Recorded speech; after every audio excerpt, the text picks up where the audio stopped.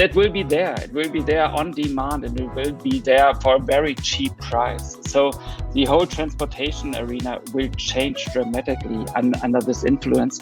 And yes, the bus will be a key player within this retransformation and the redefinition of the mobility sector. Well, welcome to our BUS2BUS Roadshow. My name is Gianna Corbelli, and I am the international representative of Messe Berlin in the Netherlands. I work for the German-Dutch Chamber of Commerce in The Hague, where we have our head office, but we also have branch offices in Düsseldorf, Frankfurt, and Berlin, from where we support our 1,500 Dutch and German member companies and help them finding new business opportunities in the neighboring country. I am very pleased to be your host today. The Netherlands is already the third stop of our virtual journey through Europe, and I'm glad that the BUS2BUS bus, together with our German and Dutch experts from the industry, has arrived well for today's session. The Netherlands is known worldwide for its beautiful tulips and delicious cheese and tomatoes, but above all, also for her trading spirit and innovations.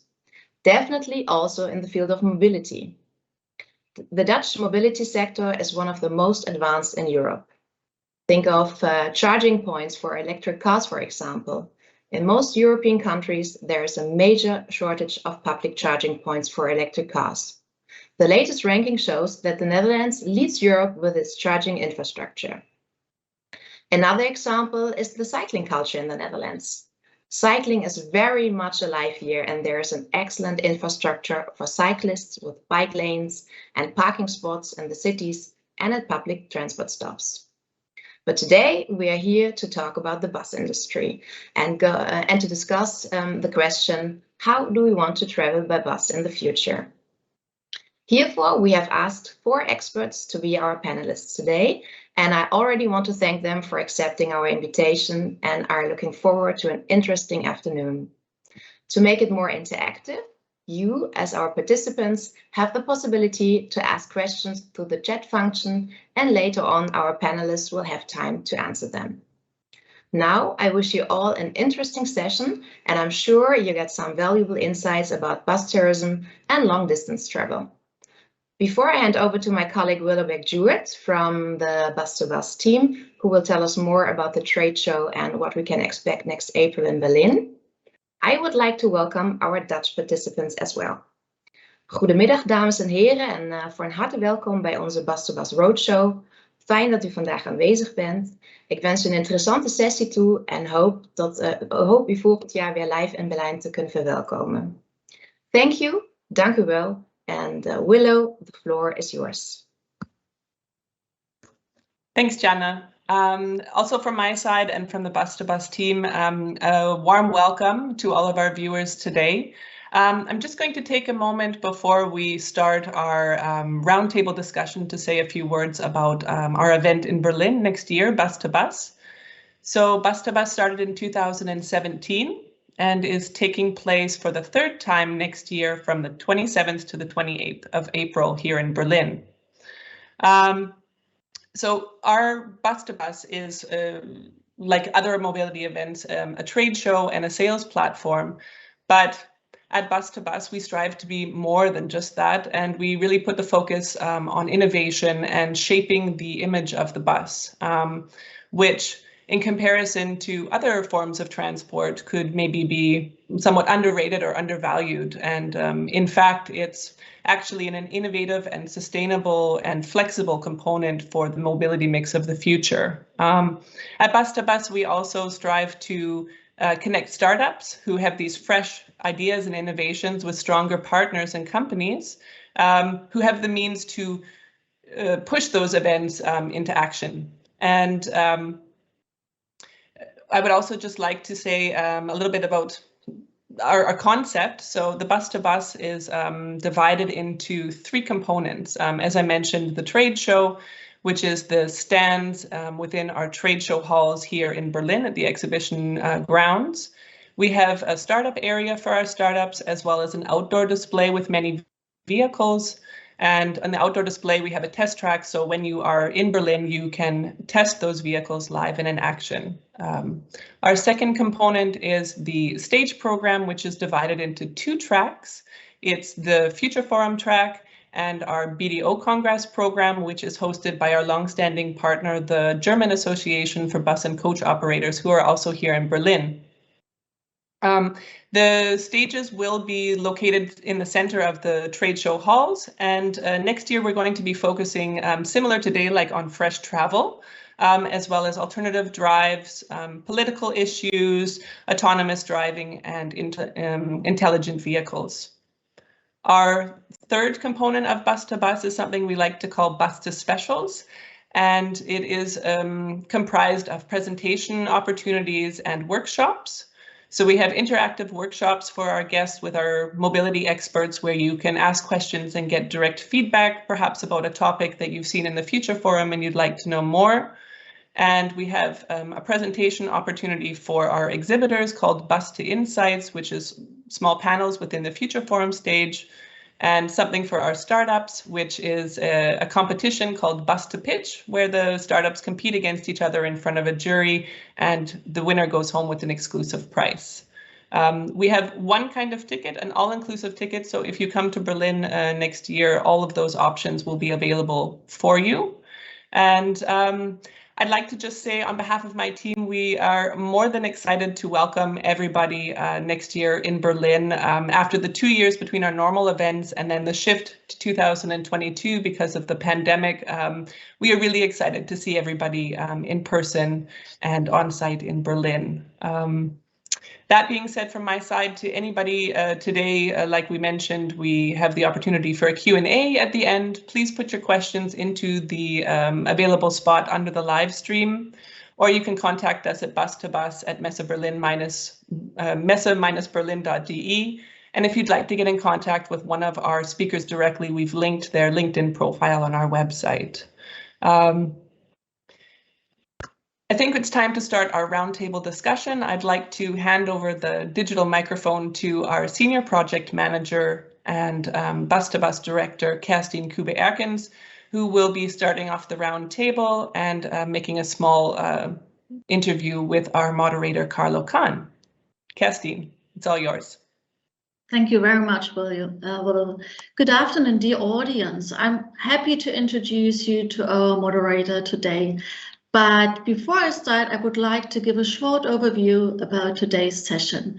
So as Janis just mentioned, how do we want to travel by bus and coach tomorrow? This is a topic we would like to talk about today.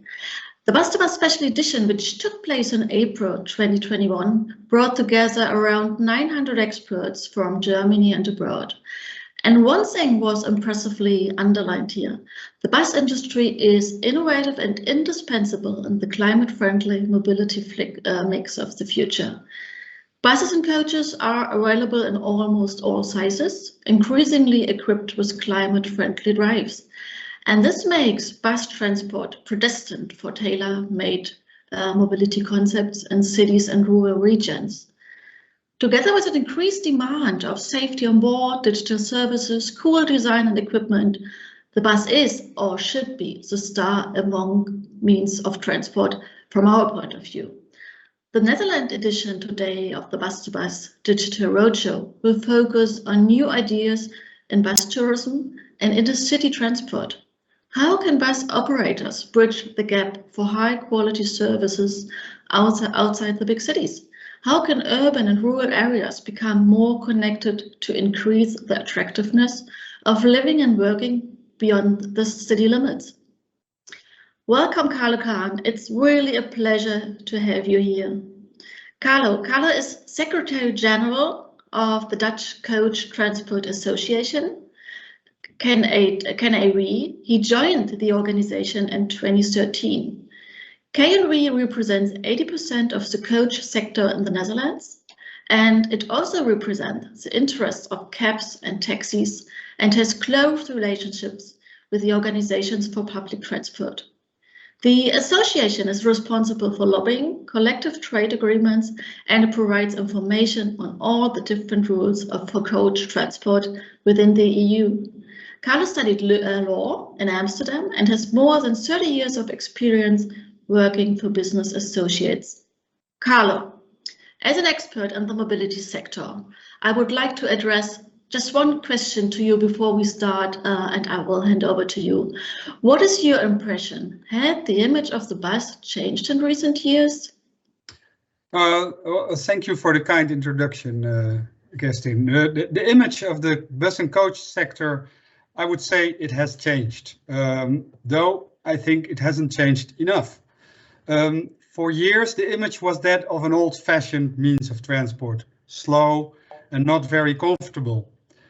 Despite the fact that lots of effort has been put into marketing campaigns, not only in my country, in the Netherlands, but all over Europe. And the focus of these campaigns has always been on 4 key elements of coach travel. In the first place, it's a very safe way to travel. Second, it's good for the environment. We all know that one coach is the equivalent of 30 passenger cars. And third, it's very comfortable. And fourth, is not very expensive way to travel when you compare it to trains, for example. The IRU Smart Move campaign focused on these 4 elements, and so did our recent social media campaign, #Wij brengen jou. But the thing is that we will have to repeat this important message for years to come. So yes, the image has changed, but it has to change even more. All right, so today is a good opportunity to start repeating, and therefore, Carlo, please, the digital floor is yours, and for all of us, a very good discussion. Thank you again, and good afternoon to everybody here. Let me start with the introduction of the 3 other speakers. I'll start with Dr. Stefan Carsten. Stefan is a futurist, a mobility researcher, and an urban geographer. Stefan, you have an impressive CV. I'll highlight a few things from it. You made a dissertation on sustainable development of urban regions. You worked with Daimler AG in Berlin, where you focused on the development of mobility services and the research-based future of cities and regions.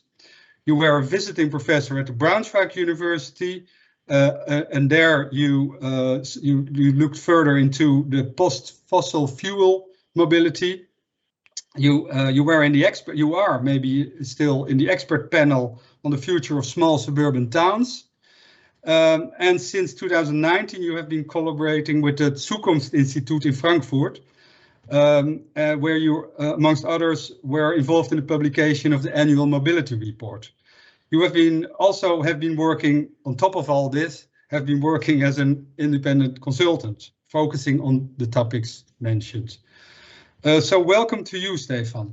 The second speaker is Peter Waller. Peter is from Amsterdam, like I am, so welcome, Peter. He is not in Holland at the moment. I heard he is in Norway. Peter is a serial entrepreneur.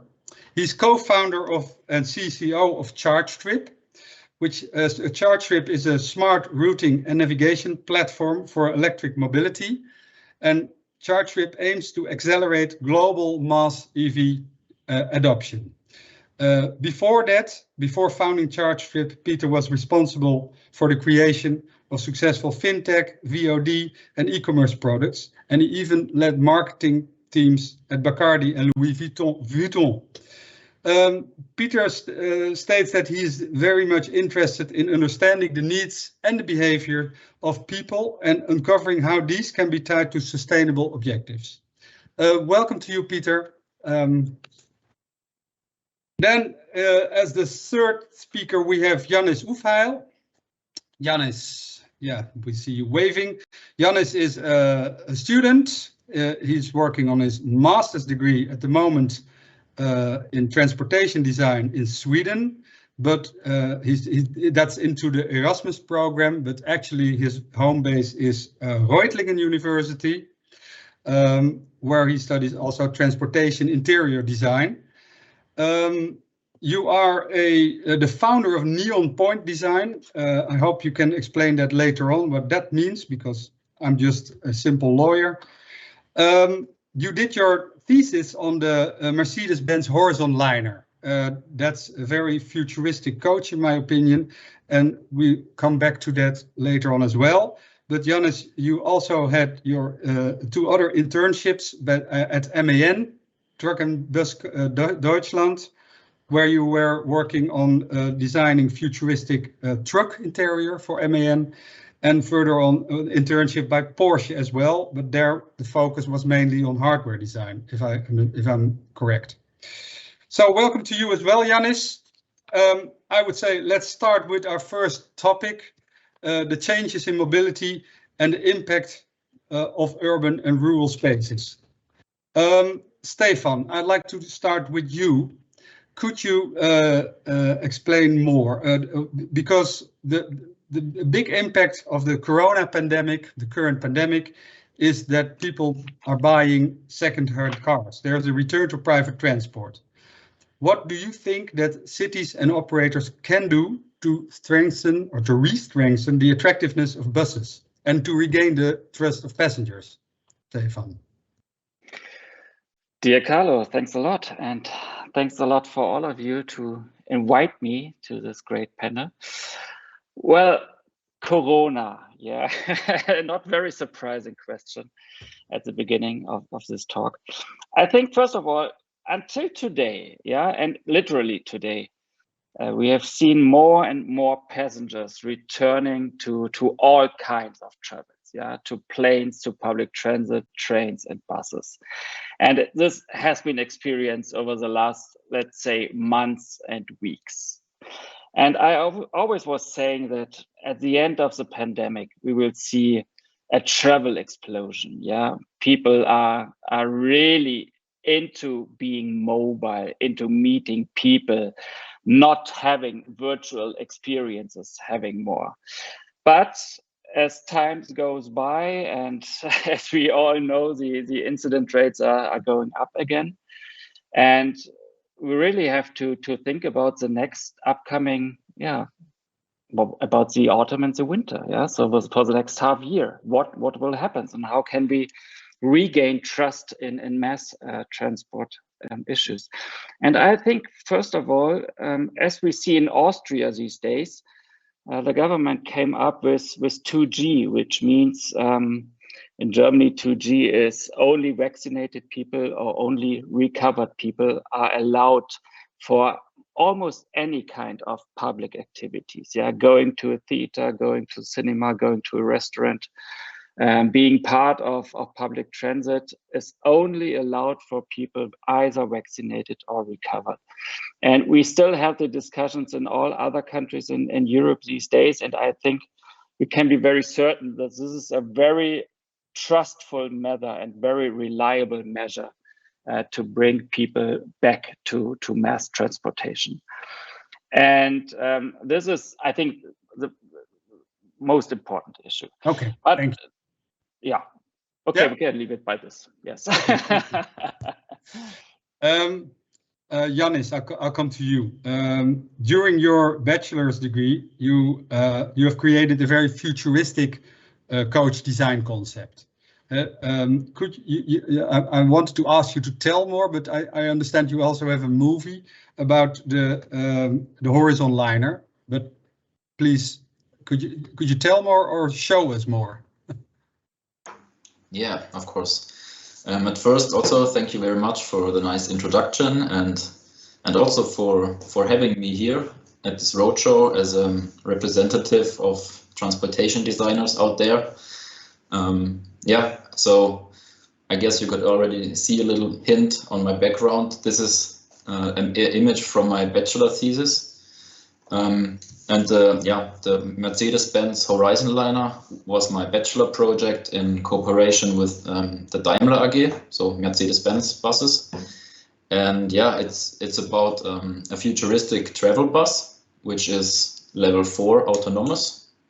And it was like sort of having this concept in 2030 or 2035 something. And yeah, the aim of the concept was to rethink travel and to have the travel more like the experience is also the travel itself and not just going from A to B. And I wanted to do this in a really exclusive way with maximum comfort and also maximum experience for the users. So my bus is thought of having 15 passengers maximum. So instead of having 50, you just have 15. You have a lot of space inside, and it has a special feature. Like you can see on the picture, it has a cabin on top and underneath like a skateboard with the engine. So it's a hydrogen engine, and the cabin can stay horizontal all the time and also fight against centrifugal forces. So when you're in this cabin, you feel like on a flying carpet in a way. You don't get anything from slopes or forces from driving. You just float over the street. And this allows also to move around inside. You don't have to sit all the time. You can, you can go around, and it even has a rooftop deck on top. So when it's standing still, it becomes more like an architecture. And yeah, so it's not just a bus anymore. It becomes more in the end. And I'm glad to show my thesis here and also the short animation video. And I think there you can get more about the concept and how it could work. Yeah.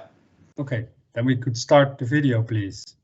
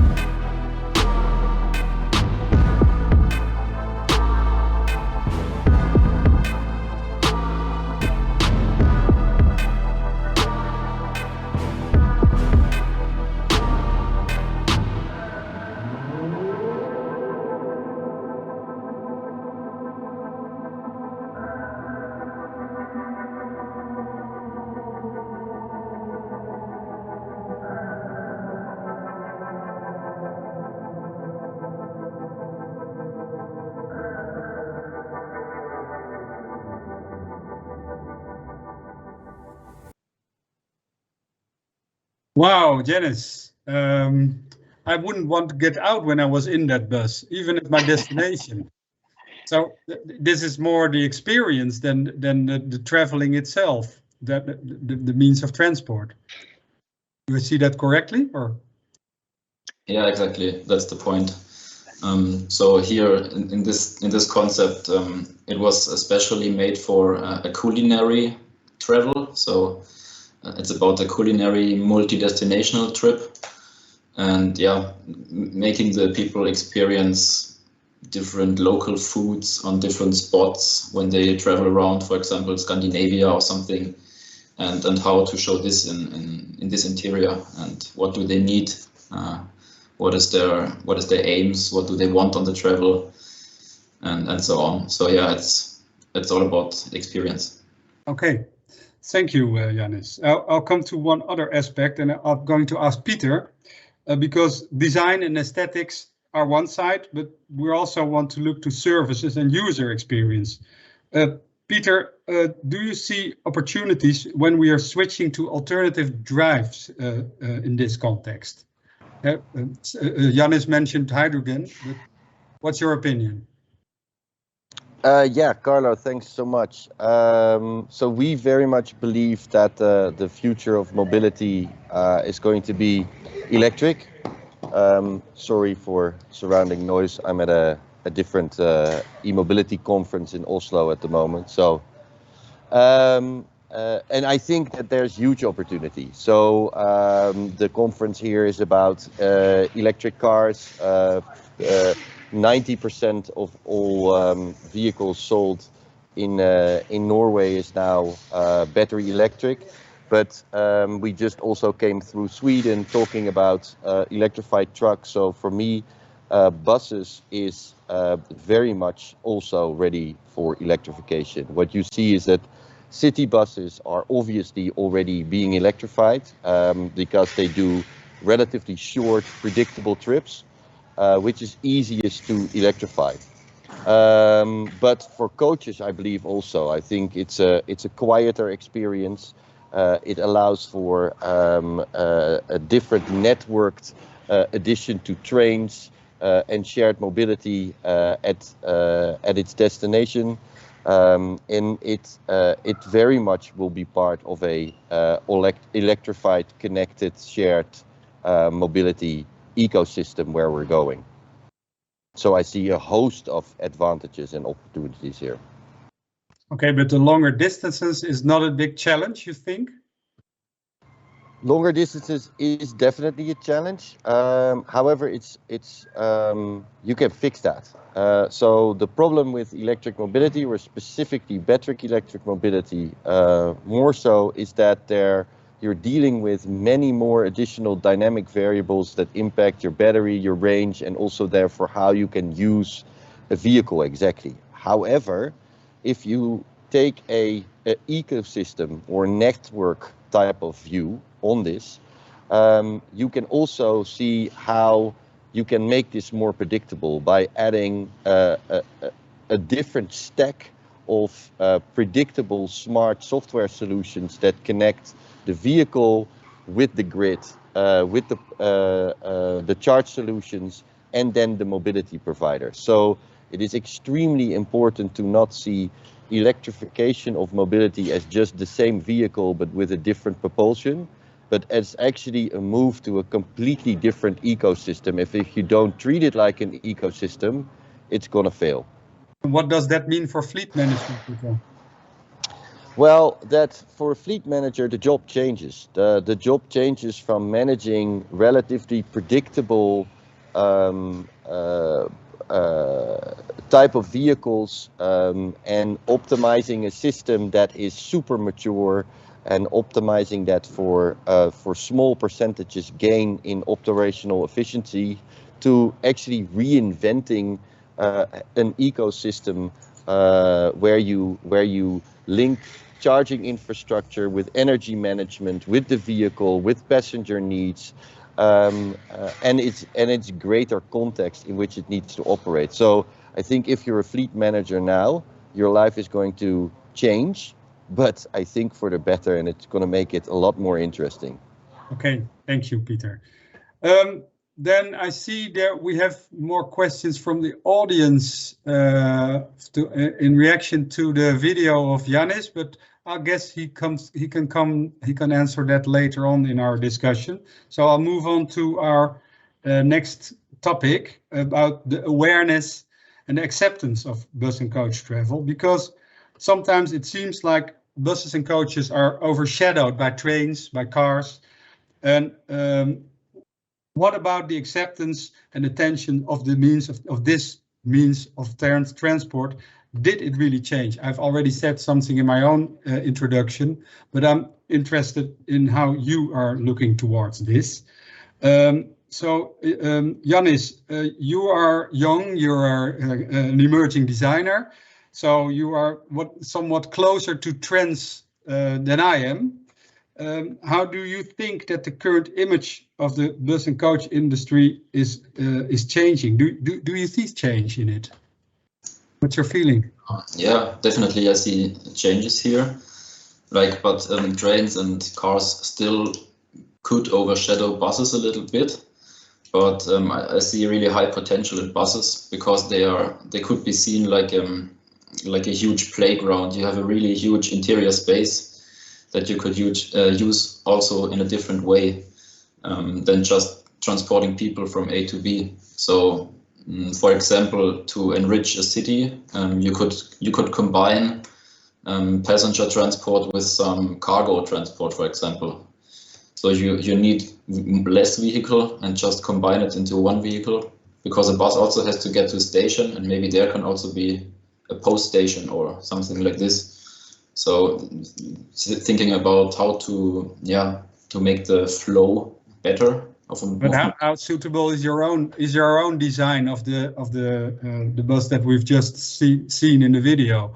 How do you think that it is usable in the future? Is it suitable for mass transport, for example? You mentioned 15 passengers. Not really, no. No. This is more for a travel coach and not the inner city bus. This is to get out of the city, to disconnect from your stressful everyday life on holidays. This is to go really something else, yeah.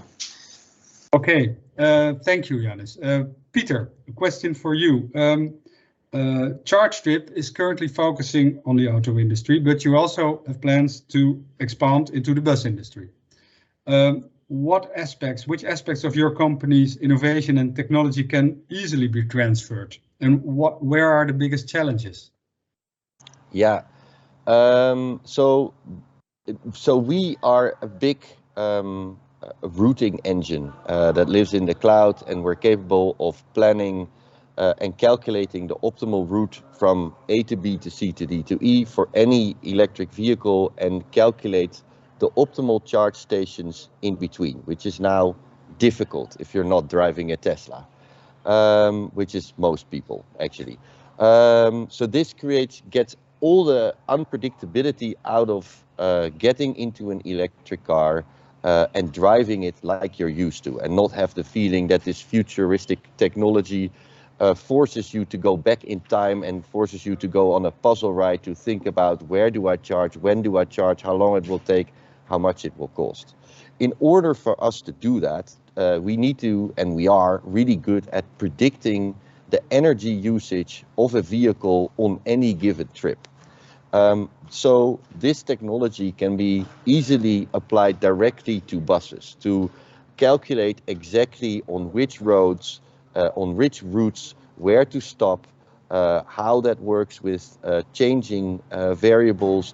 We can adapt to that. We can make that interface with resting points, with stops that a bus needs to take into. So all the, I would say, scary bits of electrifying a coach and operating that at cost, we can get out of and fix that. And actually, we can then, if we take that a step further, we can then also optimize, for instance, for the operational cost of that bus further, because the price of fossil fuels is relatively stable, but the price of electricity is highly volatile, where you have moments during the day when a megawatt hour will cost you 800 euros, but also moments in the day when that same megawatt hours cost you minus 40 euros, right? So there is a massive opportunity to there play with the cost of electricity and use that to your advantage to actually minimize your operational cost depending on the specific use case that you want to tackle. I can see that, Peter, but in my own opinion, I would say that the biggest challenge is the charging, because if you have a coach filled with 80 passengers, a double-deck coach, then you don't want to stop after 200 kilometers. You have to drive all the way to Italy. So how do you see that? Obviously, for different applications, there will be, for different routes or different use cases, there will be a different application of technology. So if you're really doing long-haul, heavy-duty transportation, then a hydrogen solution might be a better offer. However, what you see in battery electric cars is that there is a sort of a sweet spot of 400 kilometers of range, of actual real-world range, that is sufficient, because it just, someone will need to go to a toilet after that point, and then cars are still not equipped to do that. and I think still in futuristic buses, the driver will need to have some rest as well. So you can actually interface with that and optimize the vehicle for the specific need that you want to tackle. Yeah, well, even in today's buses and coaches, drivers need their rest. So that's not only in the futuristic coaches, but thank you, Stefan. I would say that buses are going to play an important role in the implementation of sustainable mobility concepts. How do you see that this influences the attractiveness of bus travel? Yeah, thank you. And just one side remark to battery technologies. I think we are just at the beginning of this new era. Yeah, so the car makers and all the other players have invested so little so far in battery technologies and in hydrogen technologies. We have been facing the era of internal combustion engines for more than 100 years, and now we've been thinking about batteries and electrification since 10 years or so. So there will be huge progresses and huge developments in this field. And I'm very sure that the new battery technology, when we speak of solid batteries, will be capable of a range of more or less 1,000 kilometers, and with very fast recharging cycles. So that's only the beginning. And second, obviously, when we speak of autonomous mobility, this will change everything. Next year in Munich, we will see the first RoboCab in Europe, more or less. So then the whole industry will redefine, and we will not speak about buses in this label anymore. We will speak of autonomous vehicles with 2 seats, 3 seats, 20 seats, 80 seats. These are all buses in the future. Yeah, and these buses will see various kinds of applications in the urban, in the regional, and in the national arena. Having a household that only drives to the next public transit stations will maybe only need a bus for 2 or 3 seats, and it will be there. Yeah, and will be just very easy to get transported to over the next 5 to 6 kilometers or so. Other households or other neighborhoods or other business companies, for example, will just need a bus size of 10 seats or so. And it will be there. It will be there on demand, and it will be there for a very cheap price. So the whole transportation arena will change dramatically under this influence. And yes, the bus will be a key player within this retransformation and the redefinition of the mobility sector. Yeah, well, thank you. I fully agree. At this moment, everything that is bigger than a taxi, meaning more than 9 persons, is called a bus in my country. And I think it's the same all over Europe. So, and we treat it all the same, and we should stop with that. We should think further than that. Yes. Okay, but let's continue our discussion about how new materials and digitalization offers new scopes for ideas. Because vehicle design and equipment levels play a key role. And this is a field in which there has been lots of change in the recent years. The coaches have long served as design and styling objects, and they are also highly customizable in terms of size and features. Innovative materials and production techniques open the door to new options, and they offer scope for new design approaches. Peter, in your opinion, the pandemic, did it lead up to a digitization boost in the industry?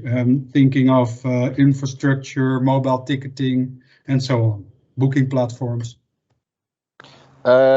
Yes, for us, what you really saw is that at an higher management level in traditional companies, so in our case, we work with electric utility companies, oil and gas companies who are becoming charge point operators and electric mobility service providers, but also the OEMs, that you see that the traditional middle-aged upper management level also understood that the digital user experience might actually be a crucial aspect of their new service platforms. So you all of a sudden saw, taken aside obviously people's hesitation of the uncertainty of where the world was going, but an acceleration in digital teams that could actually start to act and start to implement all the product ideas that they actually have on their roadmaps already, with the now full support of upper senior management, who saw that in this new or changed reality during and post-COVID, electrification and digital services will be crucial to their previously relatively stable position in the mobility vertical, because there's so many verticals coming together in this new electrified connected mobility space that all these companies need to change and need to reassess their roles to stay relevant in the future. And does that mean that you need a different type of customer contact as well? I think that if you remain in the perspective that if you are a vehicle builder, then the customer contact is just limited to people getting in and out of your vehicle or being present in the vehicle, you're gonna be replaced by someone who does understand that actually a user experience is an integral part of the entire service that you're offering, because people aren't buying a seat in a bus, they want to get to their parents, or they want to get on holiday, or they want to do something with their life. And that's what they're basically hiring you to give them that service to get where they want to go. And actually the company that offers the best user experience in that will win, in my opinion. Okay. I see we have some more questions from our audience. One to Peter, I already mentioned the resting and driving time rules. They're very difficult when planning a coach trip. Do you see that it will make the life of bus drivers and their planning easier in the future? Do you think it's more difficult, or do you think it's more difficult to keep your obligatory rest time for the driver? I mean, that's an aspect that's not so relevant when driving an electric car, because you already said after 400 kilometers you have to stop. But so I think that, and obviously I'm not an expert in bus resting times, but what I see is that you're gonna combine it with other activities, like for instance, charging your car, for passengers to maybe get off and on the bus at places that are not necessarily only a drafty, windy spot on a highway. I love the example that I think it's in the north of Norway somewhere. There's a bus stop for an electric bus that is indoors in a library, where actually in the winter time it's not that nice to stand outside of a bus stop, but actually with an electric bus, because it doesn't pollute, you can just build the bus stop. Sorry, it's in Gothenburg. Thanks, Stefan. That you can actually stand there. I just traveled through Gothenburg, and you know, it wasn't really nice outside. I can tell you that the last couple of days. So I love that it just opens new opportunities, because the things are quiet, clean, and comfortable. So I think we'll be able to manage the entire resting stop, especially when technology becomes more autonomous. On highway driving, a lot of stuff is predictable. So I can also see how that would affect or actually expand the driving time of a driver, because the machine is doing more than the human. And then I would like to add one remark from our audience. How do you see the possibilities of in-motion charging? That's a question to the three of you. So Stefan, could you say something about it? In-motion charging. So we don't have to stop at all. Yes, sure. We had already various research fields here in Germany, especially for public transit authorities, who implemented inductive charging at the bus stops, and you only need 10 to 20 seconds to give additional 2-3% of a loading, and then it's quite easy to have a battery electrified bus traveling even for many hours to just be capable to do the operation. So I think this is a great opportunity. I know that in Israel, they are putting a lot of efforts in these technologies, but in other parts of Europe, they are still very reluctant because there's no standard at the moment. Yeah, so no regulation standards to fully implement it. But I think, as I already said, we are still at the beginning, and these kinds of implementations and regulations will definitely come. Janis, what do you think? Is it a possibility? Of course, everything is kind of possible. And I also thought of this induction technical part. I also thought of this highways with those cables on top, like you have in trams today. So also getting inspiration from other vehicle. Looking around is also something that we do in design a lot, and get inspired by other stuff. So yeah, why not? Okay, and Peter, what do you think of it? Yeah, I think the technology will improve. For now, sort of a lot of inductive charging solutions. Also, you know, there's a lot of energy loss there, so it might not be for. So I don't think that we'll have like large inductive road networks, because I think it's just super expensive to roll out and just take the energy along with you in one shape or form. A battery, a solid state battery, or maybe a fuel cell will be a more practical solution. But yeah, I can definitely see at certain resting stops or certain autohoofs that might, you know, that could be combined with other recreational activities where you have short tracks that you actually where it is inductive and easier to do. But what I think is that there won't be one solution to all these types of problems, right? What you mentioned is everything that is beyond the taxi is a bus, and they're quite a large variations of use cases. So I think that you will get far more targeted type of vehicles and installations of vehicles and charge solutions there that apply and optimize for that specific use case. Because also, if you look at the car example, it used to be that there was one optimal route for A and B, between A and B, right? So if you were driving a Mercedes and we're going from Amsterdam to Berlin, we would be very surprised if you get a bit different route recommendation than me in my Audi.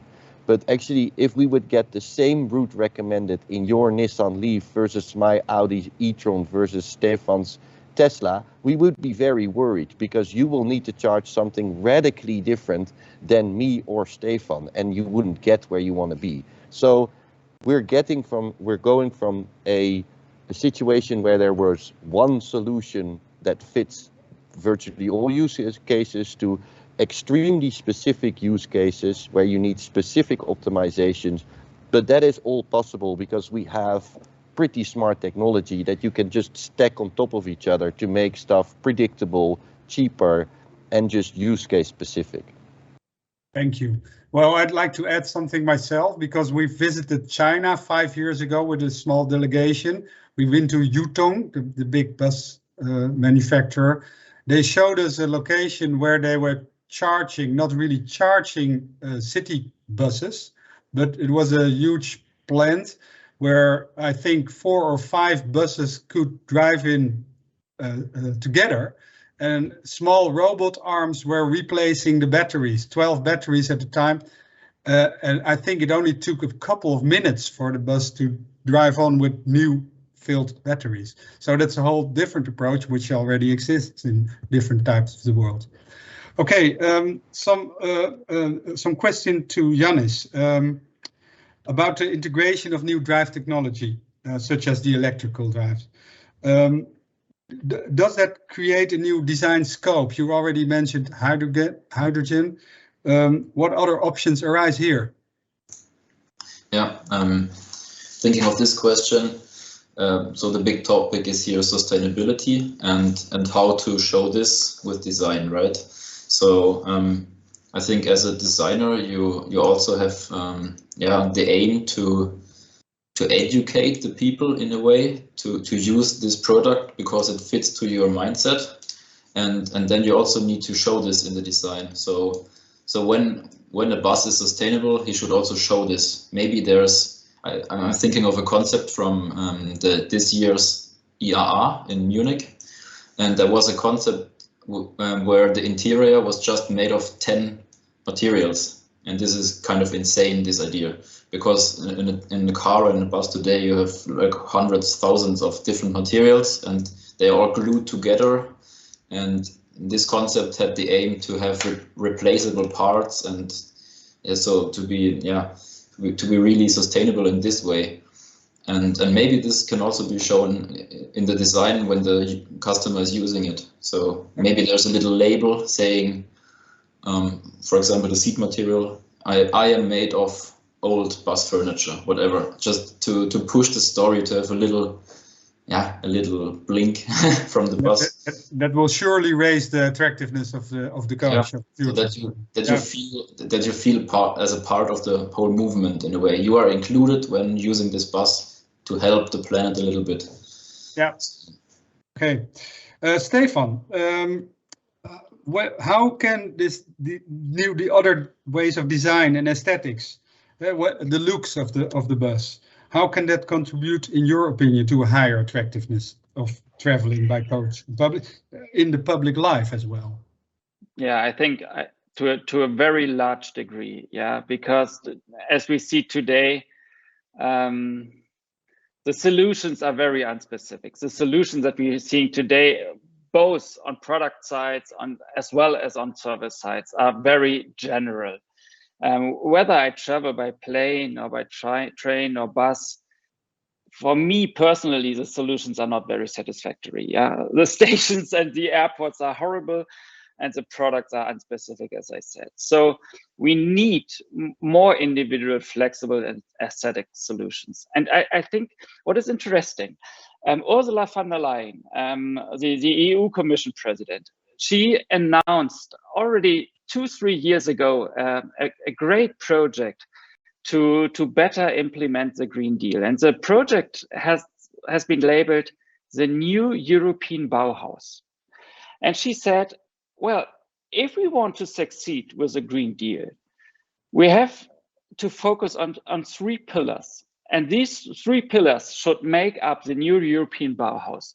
And these pillars are sustainability, inclusion, and design. And so I think we definitely need exactly a combination of these 3 driving forces, not only to achieve sustainability and to achieve the sustainability goals, but also to address new target groups. I mean, when I go to mobility hubs today, it's just a circled line or a circle area somewhere in the streets, yeah, on the edge of a gas station. So we completely have to refocus that mobility is something completely different than traffic. And again, yeah, I mean, I've been working in these fields since 25 years, and I still have the feeling that the public transportation authorities are still dealing with how can we develop more traffic, but not how can we increase and enhance mobility. And so in this aspect, it's important for every actor and for every player to address new target groups. Okay. Target groups. Thank you, Stefan. That is the next topic I'd like to discuss with you, because you don't have to look at the Glasgow climate top to see that the mobility industry is undergoing an enormous upheaval. Electromobility, sustainable drives, they are shaking up and resorting the industry. There are coming completely new value change, partnerships and requirements. In addition, also due to social and ecological trends, there are also new requirements from different target groups. So what we want to know is how bus and coach industry is responding to this. Peter, I start with you. we know that sustainable mobility is a mega trend. That is very well known to bus manufacturers, but also major tourism companies know this. How will that change bus and coach industry?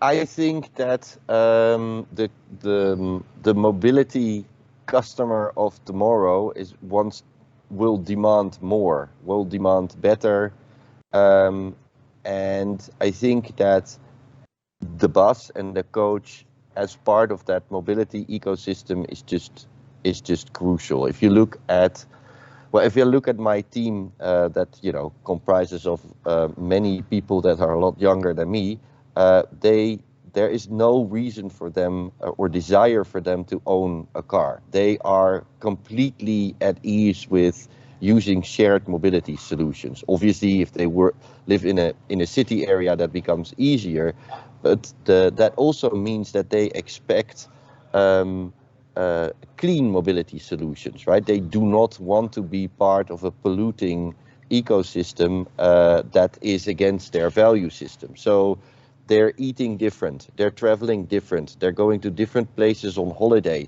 They want different stuff. So I think that the bus and coaching world needs to accept that they will need to tailor to many more different types of niche audiences with specific products. And very much what Stefan said, I would echo that. At the moment, it's just one big, well, you would call it in Dutch, one big sausage for this, like everyone gets the same sausage. But, we're not living in that reality anymore. You need to become far more specific. So also in terms of vehicle design, that means it needs to be prepared for modularity. For instance, there's a Dutch EV startup, Lightyear, that has engines, the electric engines in the wheels. That means that there's even less mechanics on your skateboard, allowing for different form factors, different, more room, interior room in coaches and buses. And to be frank, if I am driven somewhere by a vehicle that I'm not driving myself, I don't really care who builds it. So there is just the service that I care for, right? I don't really care if I'm in a Boeing or an Airbus. I care which flight operator I'm at, because then I know what type of service I'll get. It makes a difference if I fly EasyJet or Emirates. That's the difference, but they both use Airbus planes. Okay.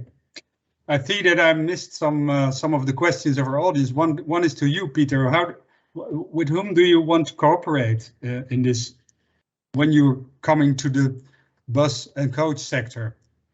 Do you see new cooperation partners? Or I think it would be great, really, with the bus operators, because what you see in other commercial fleet landscapes that we operate in is that they have vehicles coming from multiple makes and models, but that they need to still operate under one business logic. And that becomes where it becomes really complicated. And I think where we can help with our software in their bigger software stack. So that would be great. However, obviously, also working directly with OEMs, we're very interested in doing that. Okay, and the same question actually to Janis. If you want to create a completely new appearance of the bus, what kind of cooperation partners would you need? Yeah, so typically as a designer, you work in a design team and you have like a little hierarchy in the team, and you have the chief designer and so on. And if you bring up new ideas on your designs, you have to first build up a strong story and a good visual storytelling as well, so to show your idea properly. And then of course you also can or should involve partners or think about your target group, talk to them. That's a really important part in design. So you know what you do and who is it for. So that's the most important thing. And yeah, we also have a lot of contact to research centers or engineering companies, and also driven by new technology trends. So we try to be always looking in the future, 5 years ahead or something. Yeah. Okay, thank you. And before I forget, there are also some questions to Stefan, which I've missed before. Stefan, people in our audience would like to know what you would say about business chances for bus operators by connecting cities and rural regions. What kind of bus sizes you see there? The $1 million question. Yeah. Obviously, decentralization is a great trend these days, not only due to Corona, but because the pendulum already changed 2-3 years ago from cities to peripheral regions.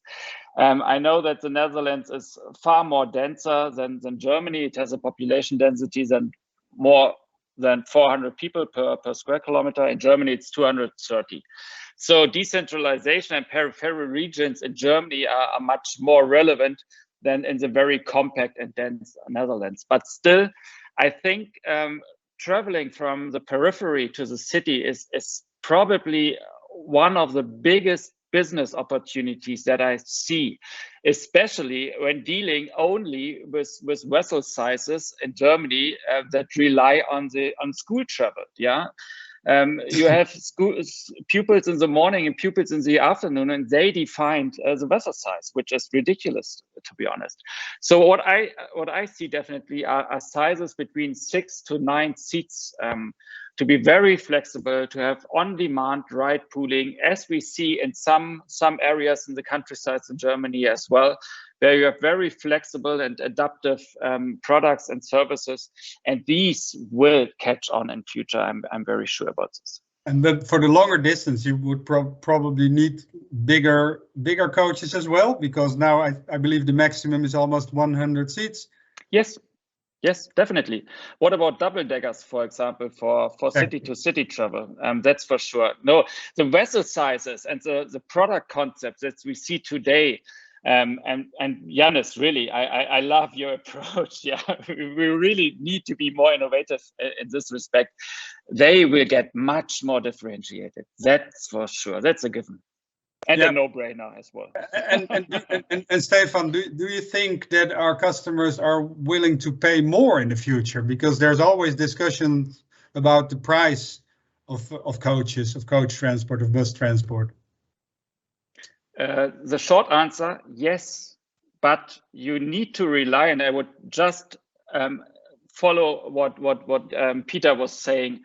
You need to get much more individual. Yeah, today individualization in mobility sector is about colors for cars or engine size, and it's nothing more. So the whole process of ideation, information, booking, transfer, check-in, travel, check-out, transfer, evaluation, this is not individual at all. Yeah, and having a bus trip with good food and individual food, yeah, and have some cultural activities or sport activities, yeah, and looking into these fields of collaboration, I think is essential to overcome the restrictions that we see today. Okay, thank you. There are a few more questions left before we come to a conclusion. I think there's a question about zero emission, that the words that I've used before.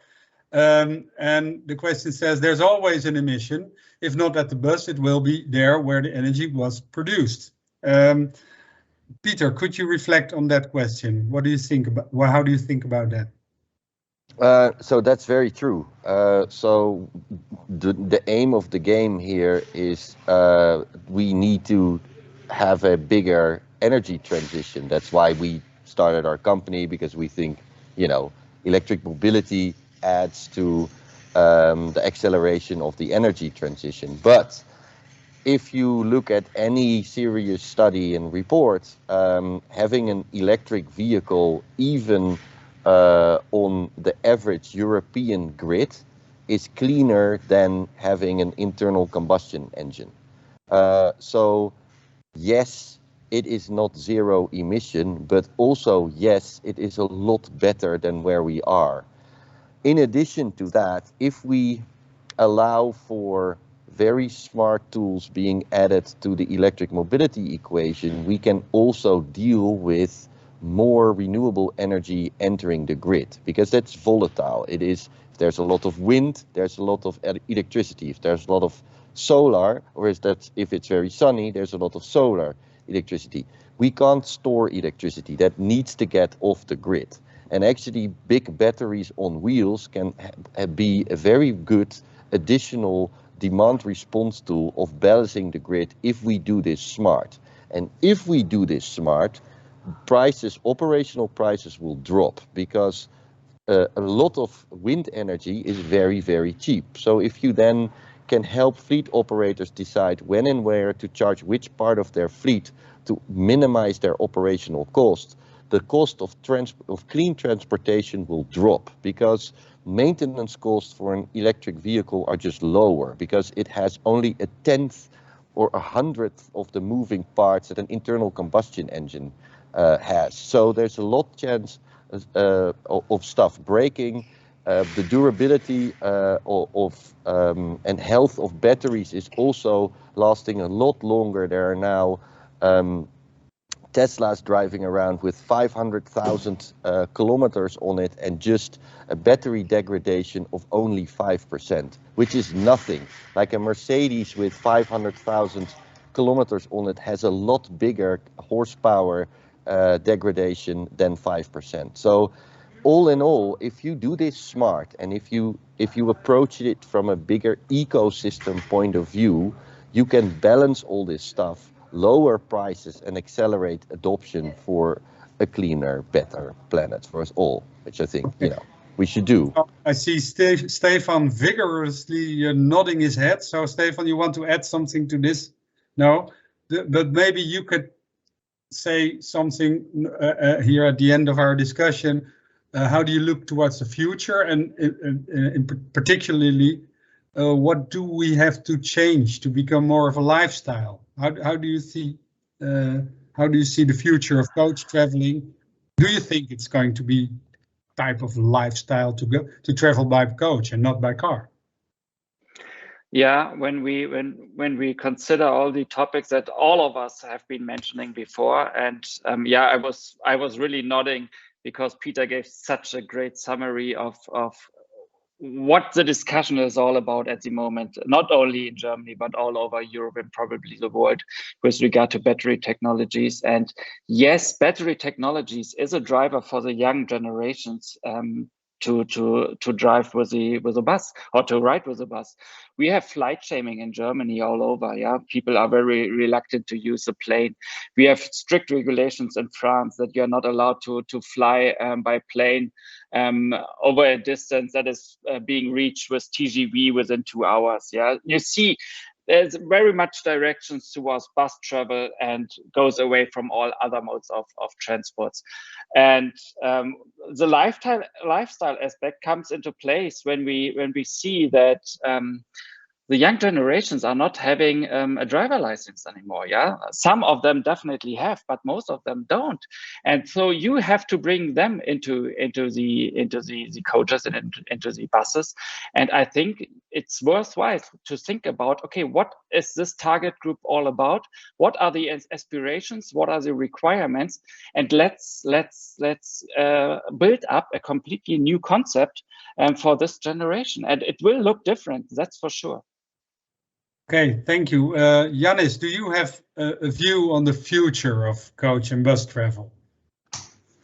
Yeah, I can just continue with the things Peter and Stefan said. So yeah, it's about the next generations upcoming, what to offer them design-wise, what do they want, what are their pain points, and yeah, it's also a wild mixture of a lot of factors coming together. It's not only electricity, it's not only hydrogen, it's not only this and this. There are, like Peter said before, if there's an air energy solution better than water energy, there has to be this mobility form maybe, and yeah, and so on. And design-wise, I think there's also the trend of right now of this digitalization and things going on. Also the mixed reality will come for sure, also inside the vehicle. We have this in gaming right now, but it will also come in other brands and other fields. But when I look even more into the future, I think that there won't be a lot of displays anymore. It's going back to haptic trends. People want real sensors, real activities, and also a trend is the so-called shy tech. So shy technology, you know it's there, but it's not visible on first sight. It will pop out from the dashboard something, or it's under a smart surface that you don't see at first sight. And all about reduction to have a better feeling for the user experience, because this is the focus and not super sporty interior or something. Yeah. Exactly. Well, thank you all. I'm taking one final look to the chat channel if I've missed any questions of the audience, but I believe that all the relevant aspects have been mentioned. So let me first thank the three of you, Janis, Stefan, Peter. I think we had a very interesting discussion, which brings me to my final conclusion here that the designing of the coach of the future is an ongoing process, as we've learned from Janis, as is the improvement of the image of the coach, and as I said in the beginning, the marketing efforts will have to continue as well. When we've shaken off the negative aspects, the negative effects of the pandemic, I'm convinced that there lies a bright future for coach and bus travel. So thank you all very much, and I'll hand over the word to Jana. Jana, you're muted.